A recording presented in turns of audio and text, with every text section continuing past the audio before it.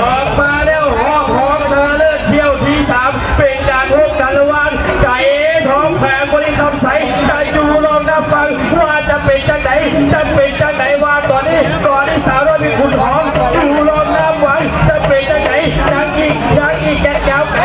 ต้องเบิ่งไปไกลเป็นทางการพื้นสนามบ่ไม่รู้จะพูดแต่ว่าตอนนี้ถ้าหากว่าล้ำแหลกเข้าเส้นชัยก็จะได้เข้าไปที่ชนะเลิศจะเป็นทางไก่ท้องหรือว่าเป็นที่ขุนหอมเป็นตามใจหัวใจตามตอนนี้เป็นทางเบื้องในก็คือไก่ท้องเริ่มตีแห้งแซงดีที่ขุนหอมกับพยาเหมือนกันเอาละตอนนี้หล่อที่3ลุย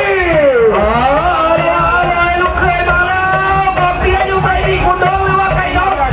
บพยมีคุณน้องกับพยตั้งไปบนพวงยังมีน้องเอ้ยยังดูดีกับพ่อเขามีไหลละได้ไล่บอกถึงต้องมองบนนั้นจะตามีน้องยังดูดีกันอยู่หนีได้บ่หนีไปบ่ได้ไปให้เขาไปสุดท้ายจะเข้าเส้นชัยจะเป็นไก่ท้องหรือว่าขุนหอมเอาละ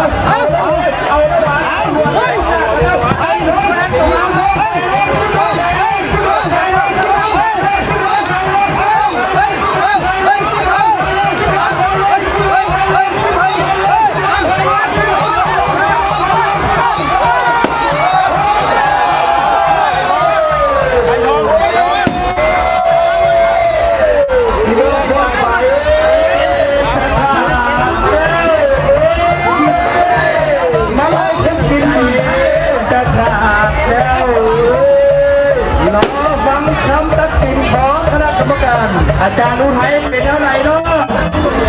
เรือที่เข้าไปชิงชนะเลิศครับ